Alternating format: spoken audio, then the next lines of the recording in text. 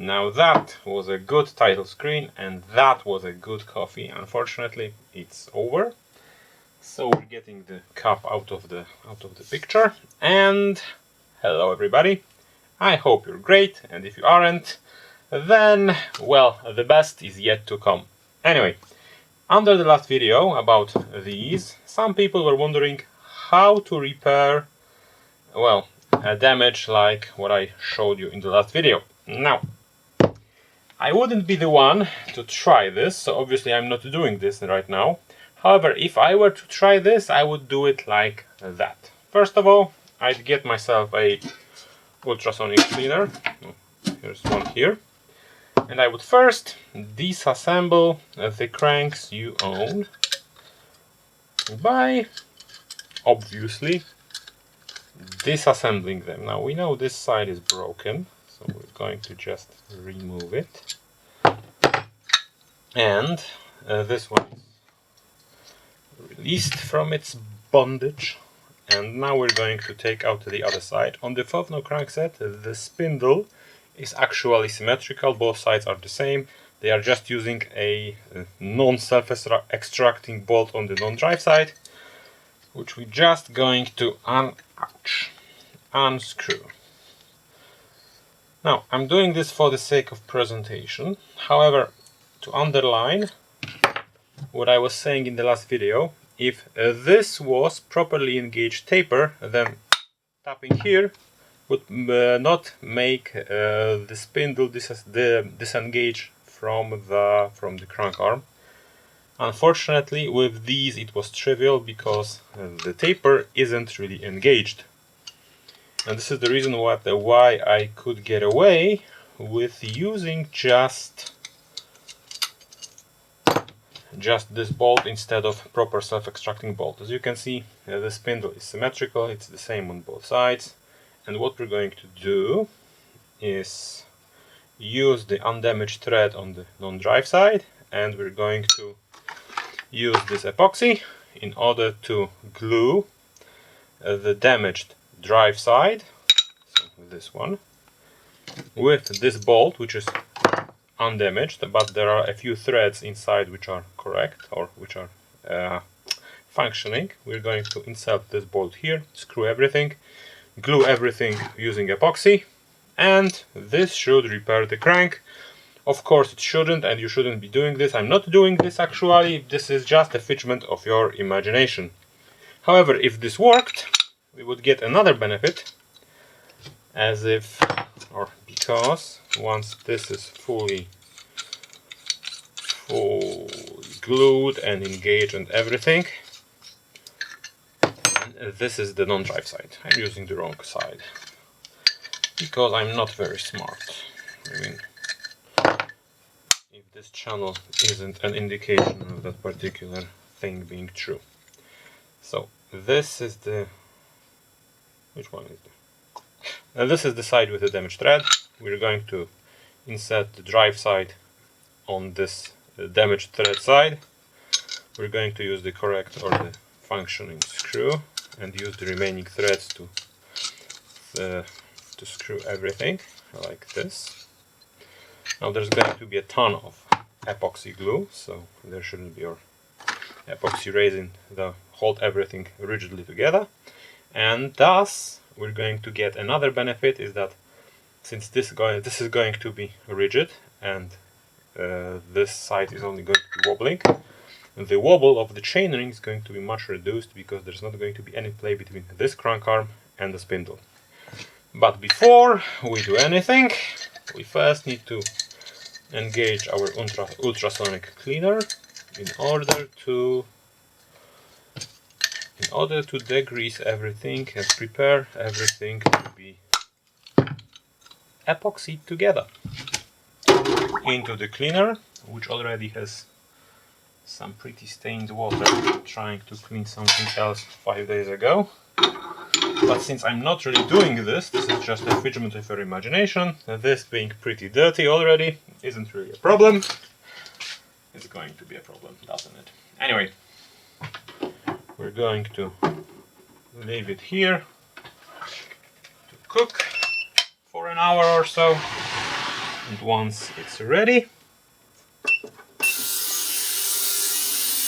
we're going to be gluing stuff together.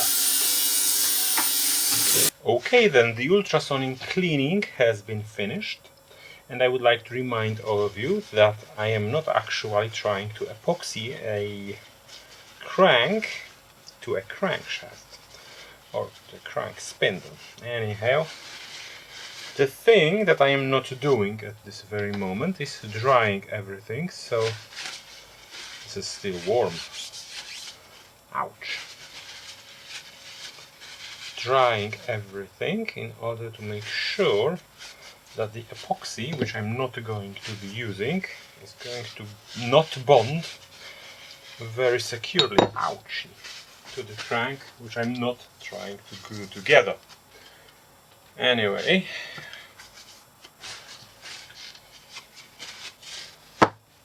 well, this is the epoxy I'm going to be using. No particular brand affiliation, or I should say, this is the epoxy I'm not going to be using. Nonetheless, I have no affiliation with the brand. It's just something I could have gotten quickly. And by quickly, I mean I went to the local shop, local hardware store, and I purchased this.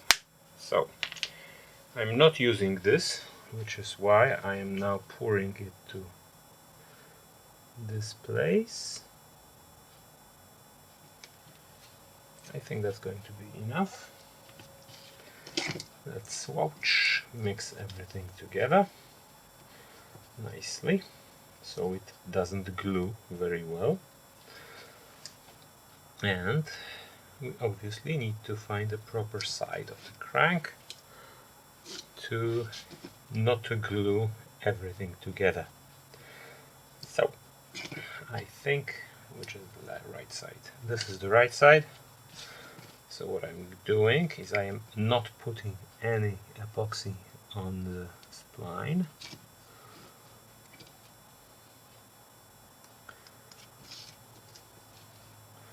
I'm not putting any epoxy on the thread.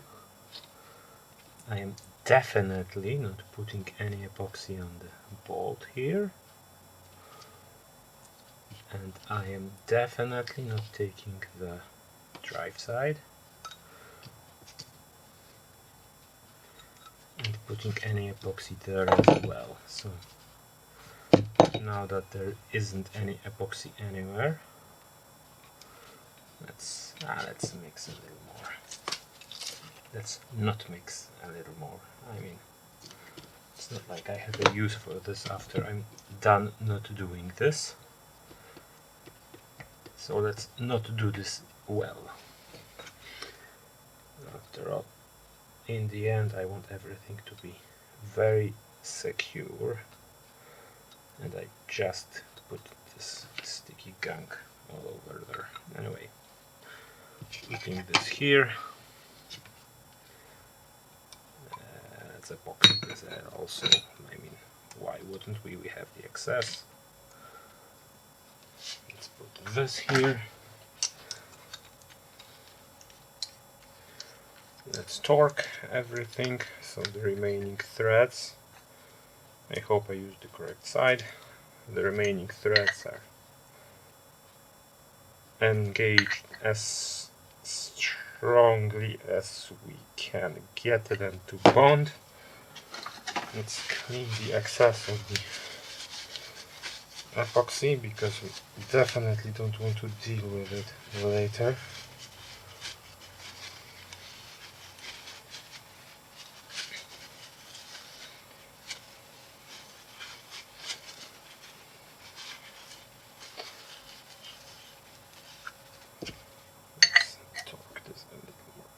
Still. And now, ladies and gentlemen, although I kind of suppose mostly gentlemen,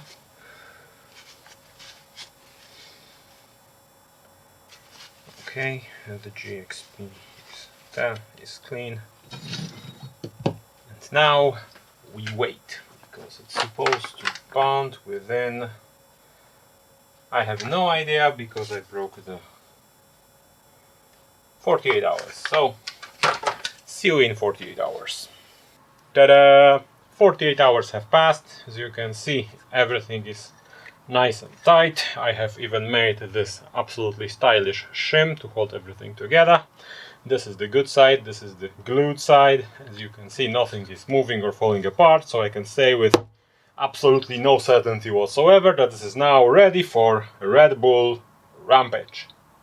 And there you go, a stylish double ring setup which I have put together in order to put me away from putting it on any sort of a mountain bike ever. Because only a fool would put something like this on a bicycle. Besides, I actually didn't do this and this isn't happening. Anyway, I hope you've been entertained. I am now not going to install this on any of my bicycles. And I hope to see you in the next video. Especially since, considering what I've just done, which obviously didn't happen, there might not be one. Anyway, see you on the next one.